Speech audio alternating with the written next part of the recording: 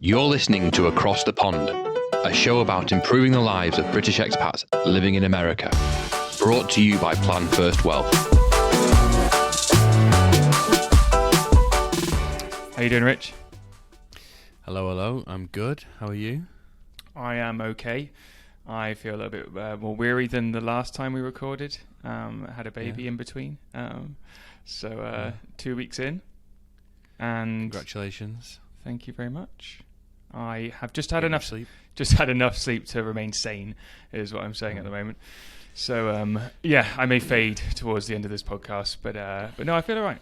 I feel good. Well, I've got a baby at home with RSV, on steroids and albuterol, and we're not getting much sleep in my house either. So I feel your pain. Mm-hmm. It's tough work. Right. Listen, so this is a big one because it's actually two topics in one. Two unrelated but important topics in one. Mm-hmm. So let's crack on.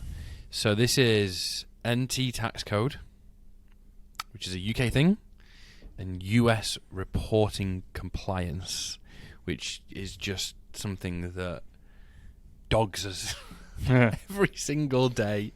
It permeates every aspect of our working lives because the US make it difficult and terrifying.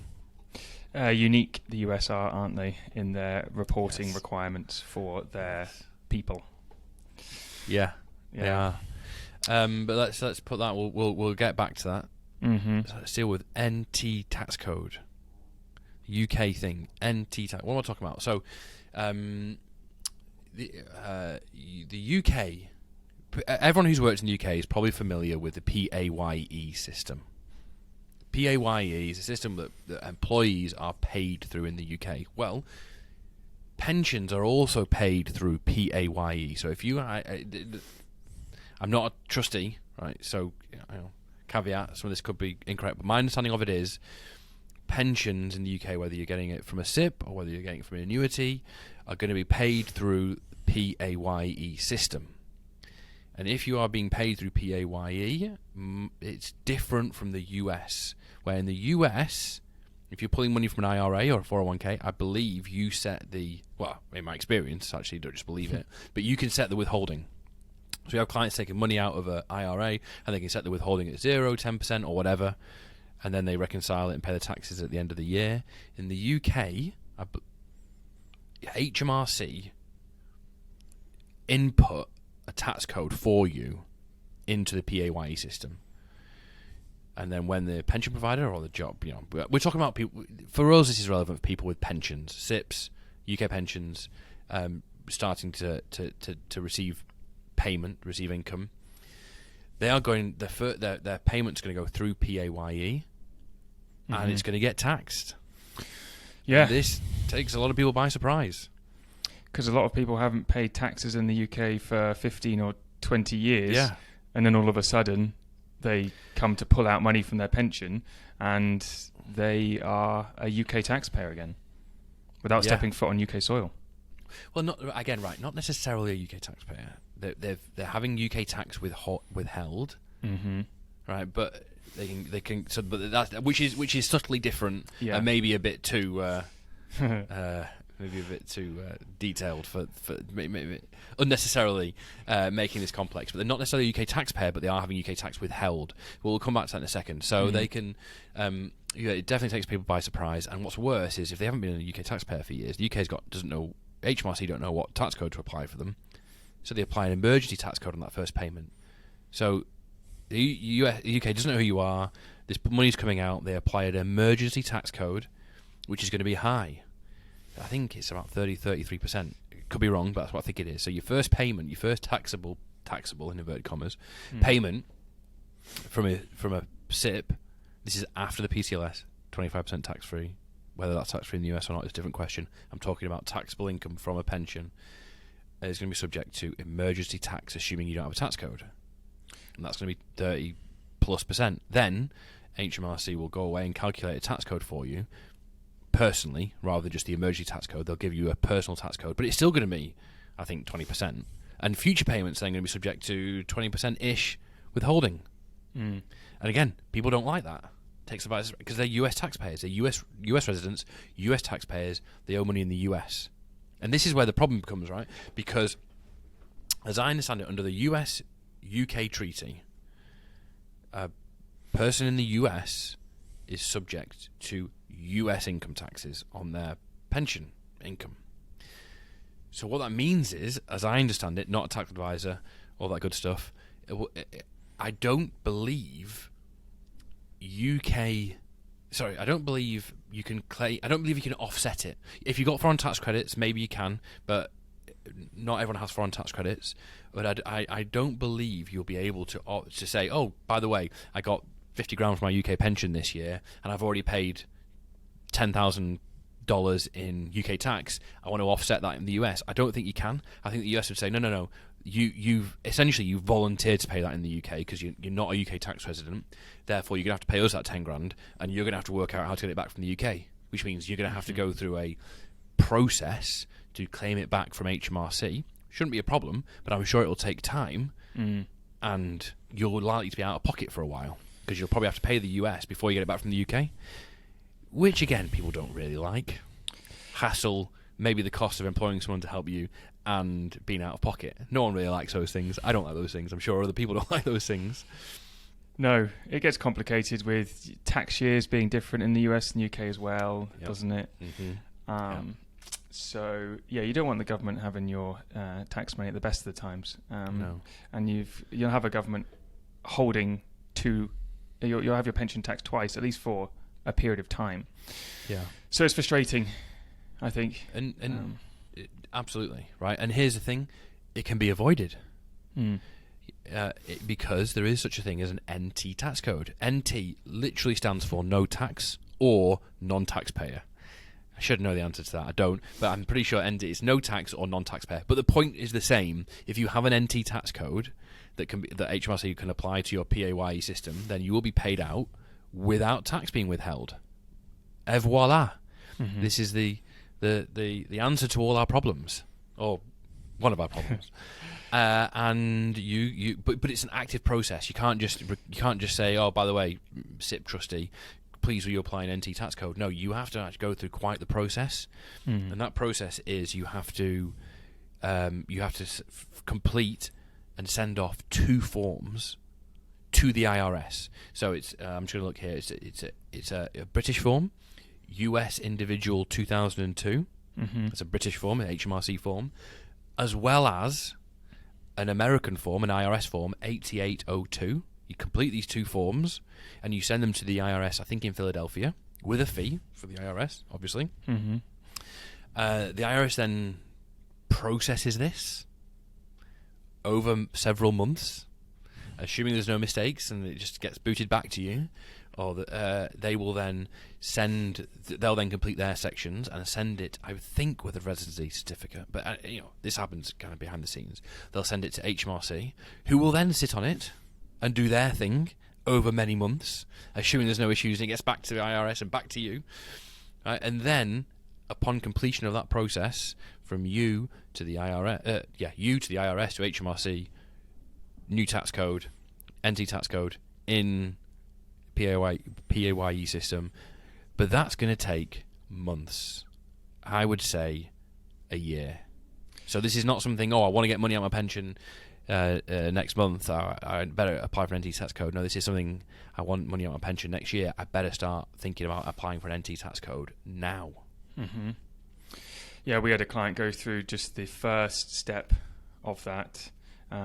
It was a little quicker than I was expecting. It took the IRS just under 3 months to come back saying, we've read, we accept, and now we're going to send it to the HMRC. Yeah, but that's step 1. That's not it completed yet. And actually, this client had an NT tax code from the 90s when they were working overseas, and we tested to see if that was still working by taking out a small withdrawal from the account, and it wasn't active, wasn't live. So you may have received one in the past, but more than likely you'll have to apply for another one before you take out your pension payment. So we went through that went through that back and forth at the start of the year, and all in all, it's probably going to take 12 months. Yeah, I mean that was a really useful exercise, right? Because we now know that it expires. Mm-hmm. I didn't realize that was from the 90s. So we don't know when it expires. So our message before was do this in advance. But how in advance? Do it 10 years in advance? Probably not. I wouldn't bet on that still being valid.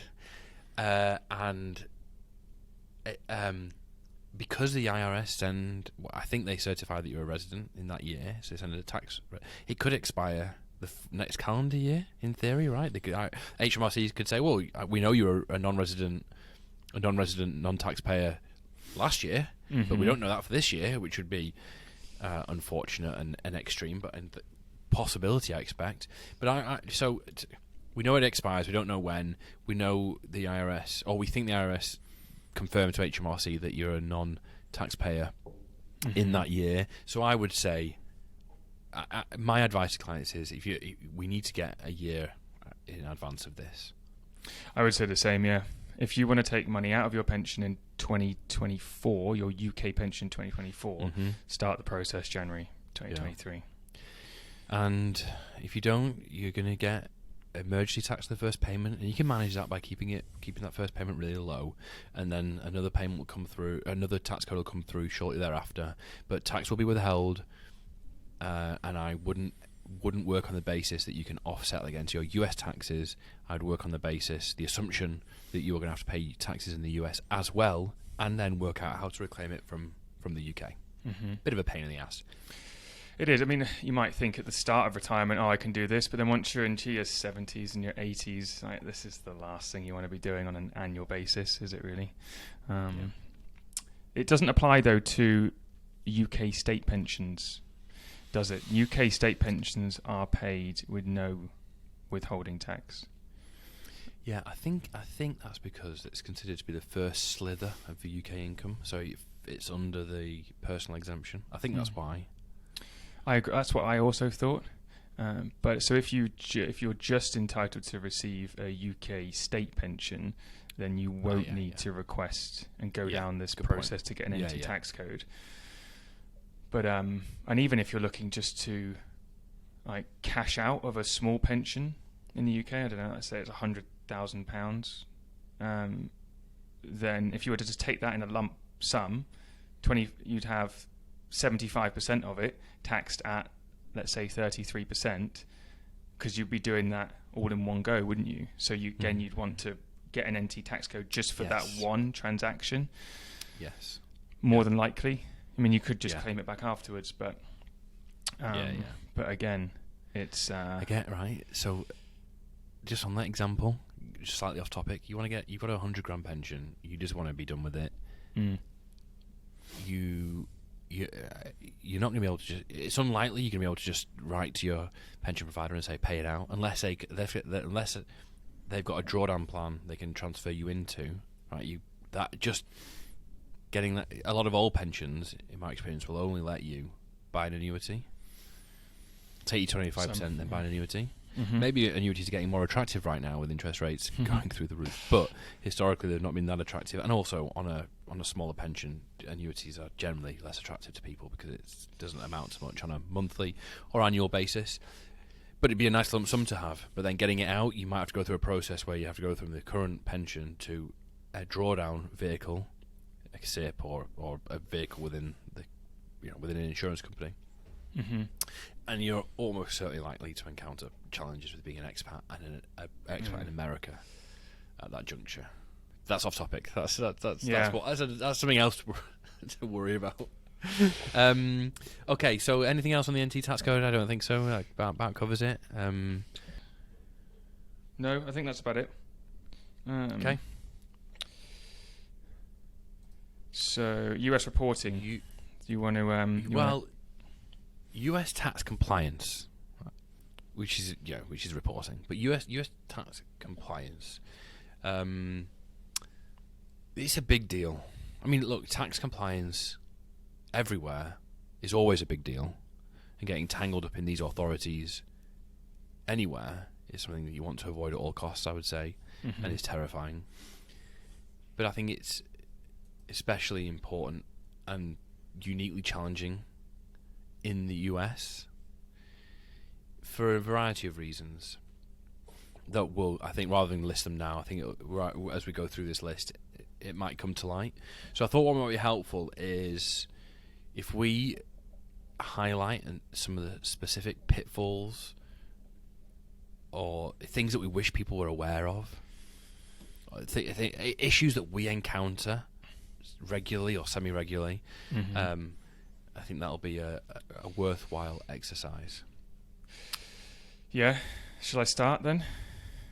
Well, this is mostly to do with foreign. So I'm not sure the IRS is so terrifying to Americans who have got everything in the US, because you get your 1099s and your W-2s, right? And you collate all this and you submit it with your tax return. Whereas the US is very, very hot on foreign compliance.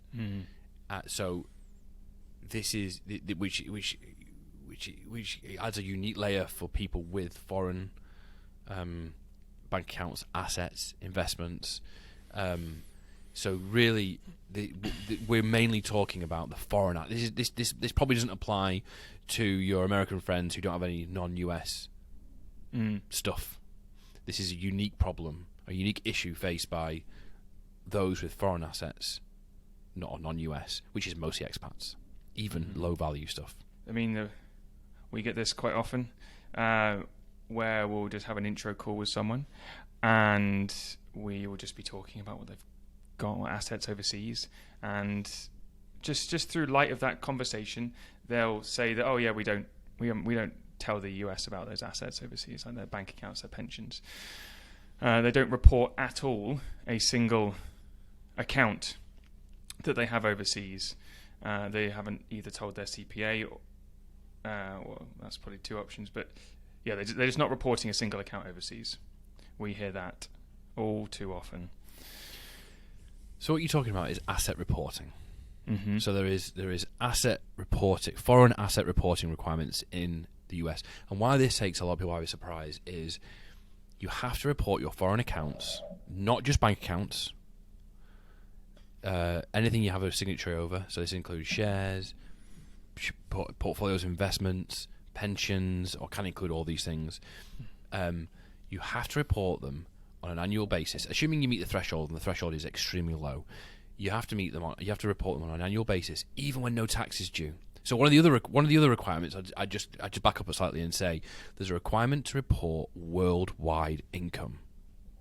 We still occasionally encounter people who are not or do not believe they need to report their non-US income, which is mind-boggling to me. But maybe it's a UK state pension. Maybe they say, "Oh, I'll get that paid into UK. I don't have to report it," and we have to say, "No."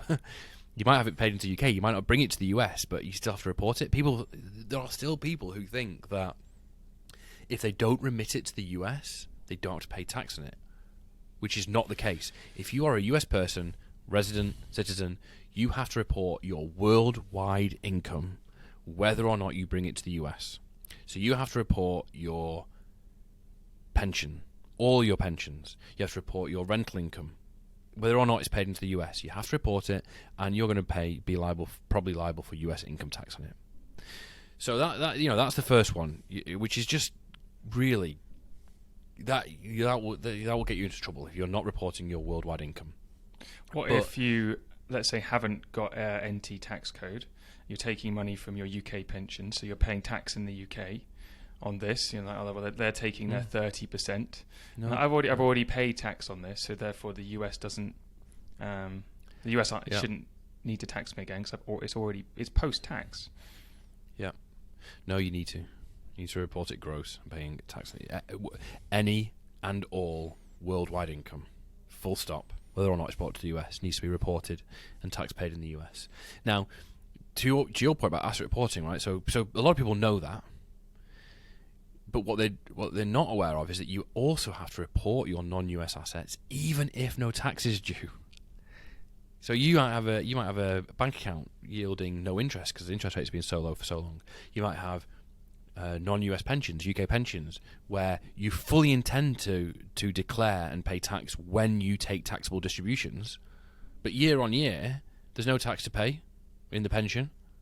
So anywhere else in the world you don't have to report this, but in the US you do have to report it, and you probably have to report it on multiple forms.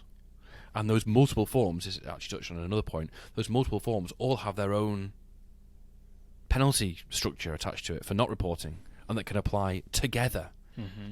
So you can inadvertently, and in US parlance, non-willfully, be not reporting your assets, not because you're trying to avoid tax, because no tax is due, just because you're not aware that it's something that needs to be done, because it's not a common thing elsewhere in the world, and you could be racking up multiple potential penalties each year you do this unwittingly. It's brutal. It's absolutely brutal. But the US my personal belief is the US has no sympathy for you if you're not reporting your worldwide income. Okay, I think they're going to just. I'm not purporting to talk for the IRS here. I'm kind of being a bit facetious, but I don't think they'd have short shrift. They would have short shrift for you if you say, "Oh, I didn't know I needed to declare that income." I think that's a given that you're meant to know it. The asset reporting one, I have more sympathy because it's not common elsewhere. Why would you think you needed to report your UK pension over multiple forms if you had no income to report and no tax due? But it's really important. It catches loads of people out. Ideally, this is something you know before you move to the US, so you don't go through a number of years of not reporting it. But that is a really big one. And I will just add a corollary to that, which is we still encounter a lot of people who think it just relates to bank accounts. It doesn't. It's any financial account over which you have financial signatory, which can include, if you're a power of attorney for family in the UK, trusts, that can include a lot of things that aren't just your bank accounts, pensions, power of attorneys. There's a lot that can trip you up there. Yeah.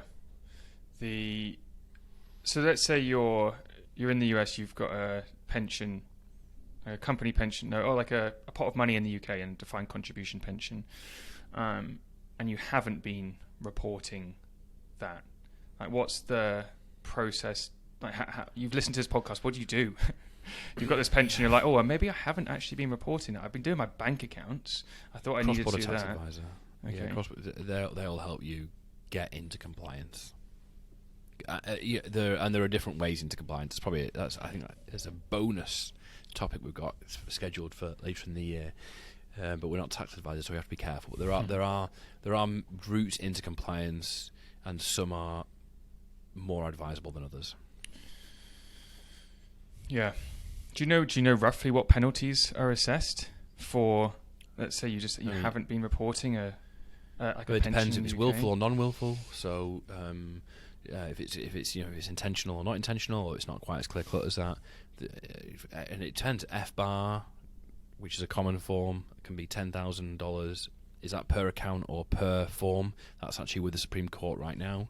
Each year for non-willful, that's adjusted for inflation as well.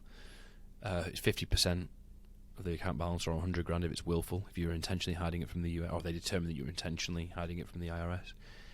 8938, I think, is $10,000 a pop. Again, I think that's non-willful, but I don't know for certain. 3520, 3528, which is a form for trusts, can be up to 35% of the value of the trust, I think. I mean, we're talking scary stuff. Yeah, not insignificant. Mm-mm. And then this can interest can be assessed on this as well, can't there? You can be hit a few times, can't you, by not reporting correctly? Interest is applied to tax. I don't think interest is applied to penalties. I don't think. So so these forms, generally there isn't tax due. Therefore, if there is tax due, then yeah, and you owed it years ago, then yeah, interest would apply to that. But penalties, you can rack up multiple penalties for not disclosing. Let's say you got one account that was meant to be disclosed on 3 forms. I think you can rack up multiple penalties, but interest relates more to underpaid tax. Okay, so let's say you've closed down that £100,000 pension in the UK. You paid your UK emergency tax. You thought you were done at that point, but actually the IRS has brought it to the attention that no, we were meant to tax that, and then they can assess the tax that was due at the time, and then interest on that tax along with a penalty as well. Probably. Well, I mean, it depends. I think there's a significant underpayment penalty that could apply depending on how much you underpaid. Once you start going into the weeds on this stuff, it gets a bit scary. Right, so that's asset reporting. So worldwide income, asset reporting, foreign asset reporting, super important. Gift/inheritance reporting, this one catches people up. If you receive foreign gifts, so from a person outside the US, whether it's inheritance or a lifetime gift, more than $100,000 in a year, it needs to be reported on at 3520. The threshold is lower if you get it from a business, but I don't see that very often. But I do see people getting inheritances and gifts of more than $100,000 on a fairly regular basis. It has to be reported on form 3520, and I think the penalty can be applied of 25% of the value of the gift/inheritance if you don't. Is there a maximum? 25%.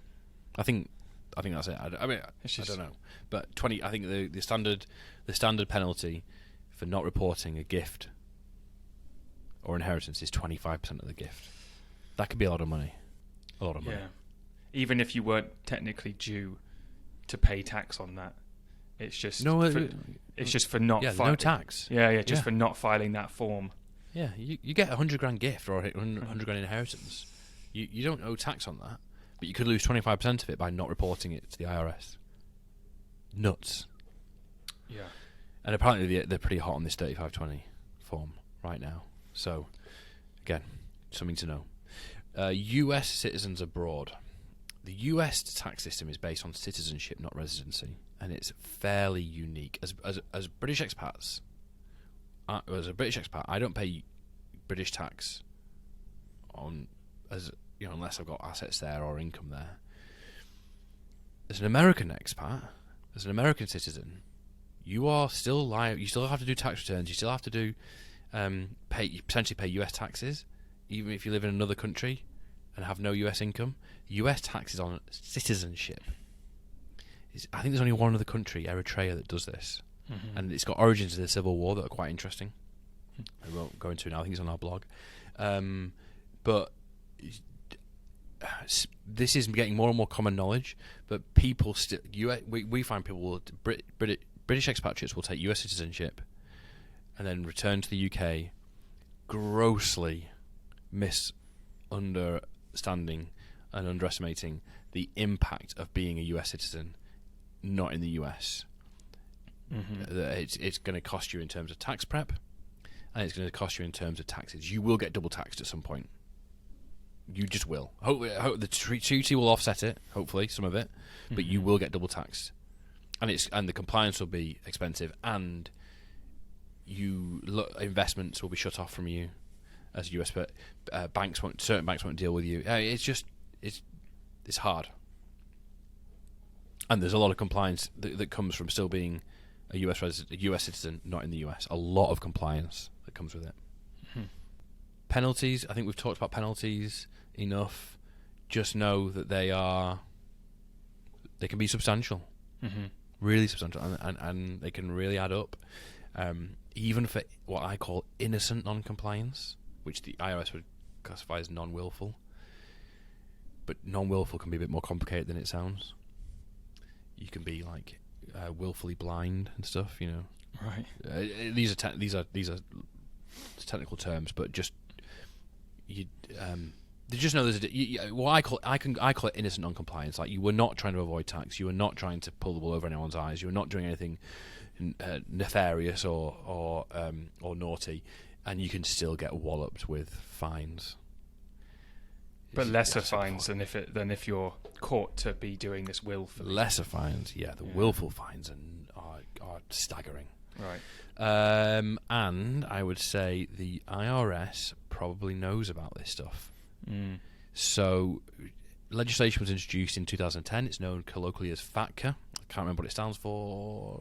Probably know most what it stands for, but it doesn't matter. Foreign account compliance tax, something like that. If this legislation, FATCA, long story short, it means that one of the tenets of it now is that foreign financial institutions, i.e., non-US institutions, have to report back to their regulator, or their person who then reports to the US, holdings of US people. Right. So if you have accounts with foreign institutions and they know your address, or they know you're a US person, they're almost certainly feeding that information back. That information is finding its way to the IRS. They have to, don't they? Yeah. The IRS probably sat on reams of information that they haven't got to yet. But just know, there's a very good chance, if you have foreign accounts, foreign investments, foreign pensions, whatever, there's a very good chance the IRS have that data, and you want to get out ahead of it before you get a knock at the door saying, we noticed you've got this account in so-and-so country. Tell us about that. That's really one of the takeaways with all of this discussion today, isn't it? It's just getting out ahead. Yeah. Of this. Totally. And yes, hearing that there is issues and identifying yourself is a daunting thought, and like listening to this, you might be like, oh crap, I definitely haven't been reporting X correctly. But in some ways, like, that's okay. Like, you can fix it.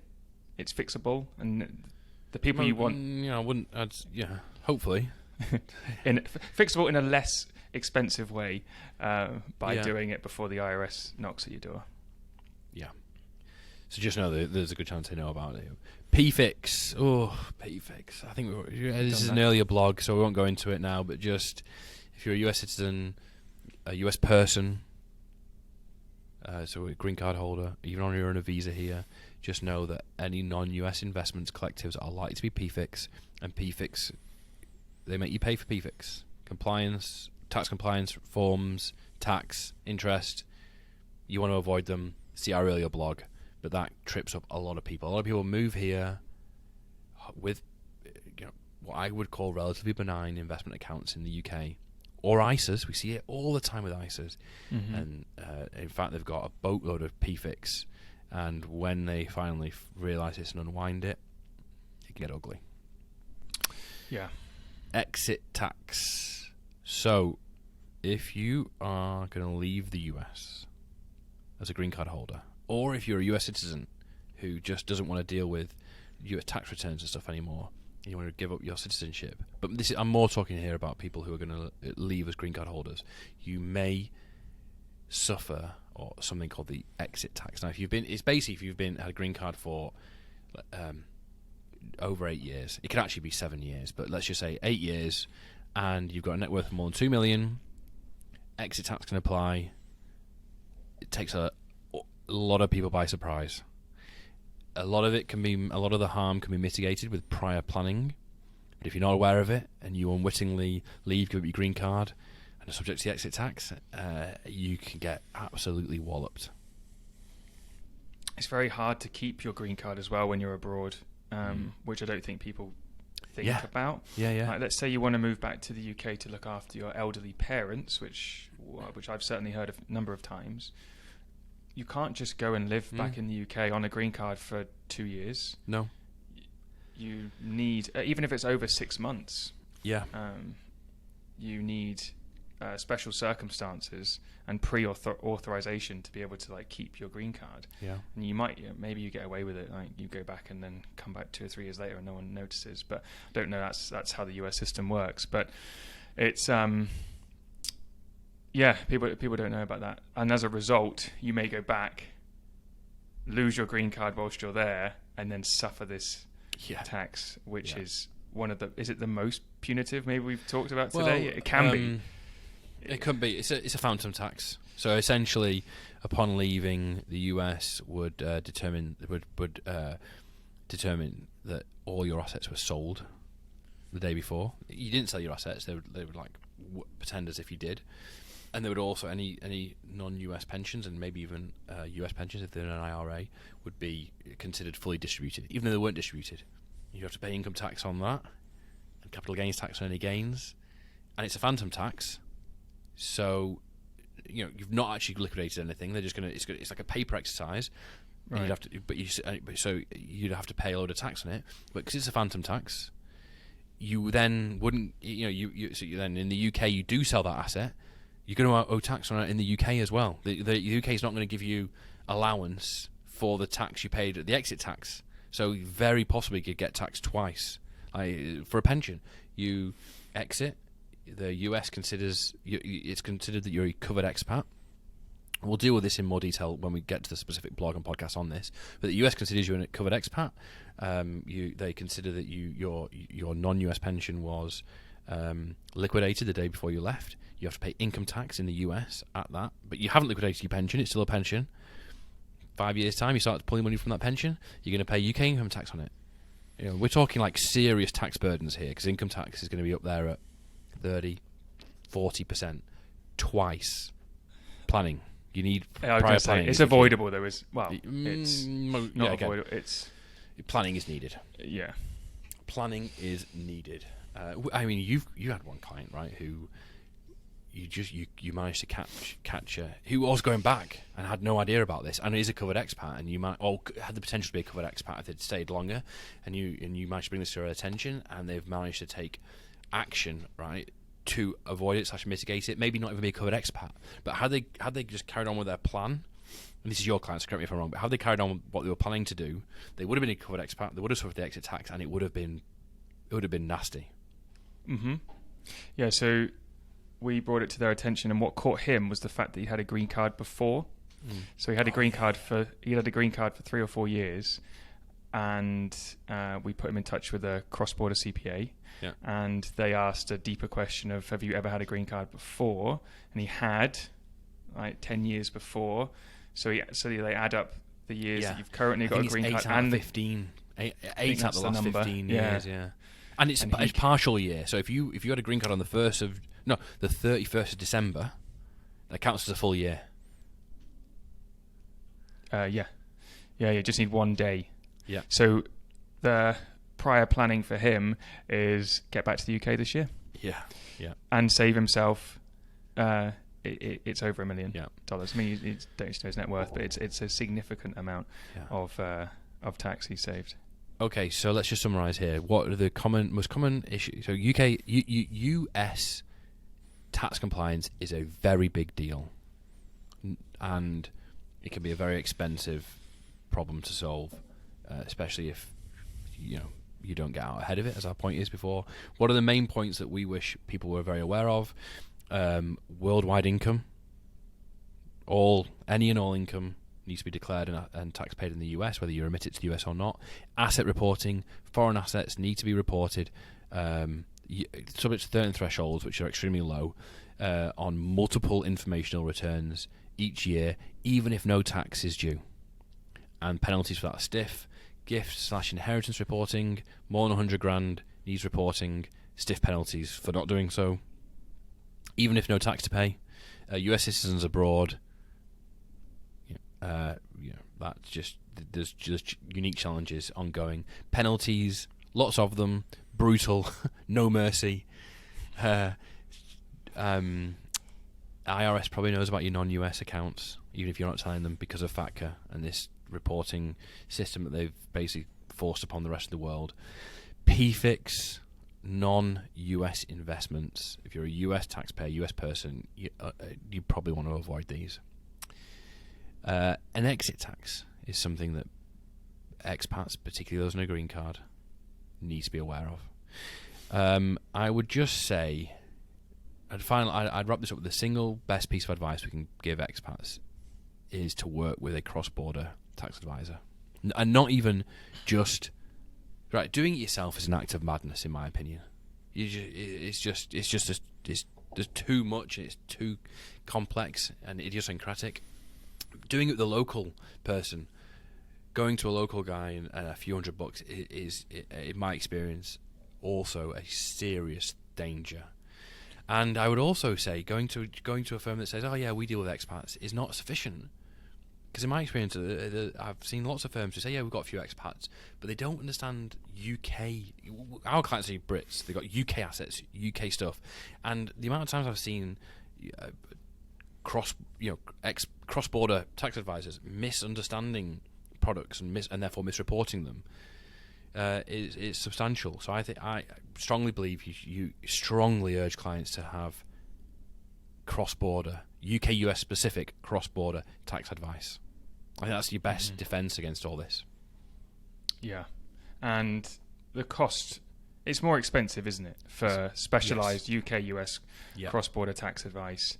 It's, what is it, £2,000 to £3,000, depending on... We work with big firms to medium-sized firms to like 1 and 2 man bands, and obviously it varies dramatically, right?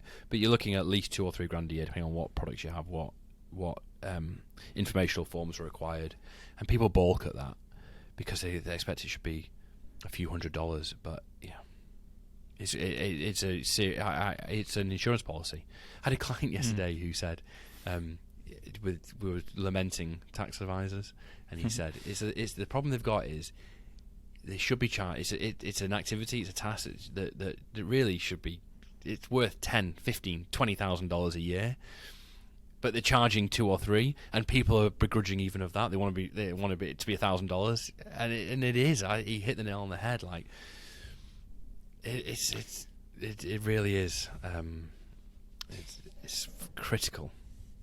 I mean, the savings you can make from some of the things you said there, 25% tax for not reporting on the account value. These are tens of thousands, hundreds of thousands of dollars. Yeah. Which can be saved in the year that you do the tax return. They're making it's cost efficient. Yeah. So speak to it. So I feel like it's a running theme of these podcasts and blogs. Like cross-border tax advice is the critical ingredient in all this. It really is. So many of the issues we and ideally take advice before you leave the UK, but oftentimes that's too late. Right. Okay. So job done. It was a long one. That hope people remained engaged and we didn't terrify them. Next one. Oh, we're moving on to a new topic, aren't we? Right. We've got. I think we're moving on to state benefits. So it's state pension, British state pension, national insurance contributions, social security. That's all coming up next. One thing I do just want to say, the NT tax code. I know you said a few forms there, Rich. We've got a blog on our website, haven't we? And we've actually got a blog specific to this podcast on our website. So if we have rambled too much, or you're like, what did he say about penalties again? Then go on to our website, find this information out that we're running a today. series. So we've got like 12 topics, and then some of them branch off into other areas. But you can find all this on our website under resources, videos, podcasts, blogs. More resources, quarterly webinar. We've got a Facebook group where you can join, and we'll do a live Q&A each month. So you've got specific questions, just search under Wealth Hub. So join and we'll do our best to answer questions and queries that we can. Thanks for listening to this episode of Across the Pond. This podcast is brought to you by Plan First Wealth. For more information about Plan First Wealth and Across the Pond, visit us at planfirstwealth.com. If you like this episode, consider sharing it with fellow Brits across the US. You can subscribe to future episodes in Apple Podcasts, Spotify, or wherever you listen to your podcasts. The information in this podcast is educational and general in nature and does not take into consideration the listener's personal circumstances. Therefore, it is not intended to be a substitute for specific, individualized financial, legal, or tax advice. To determine which strategies or investments may be suitable for you, consult the appropriate qualified professional prior to making a final decision.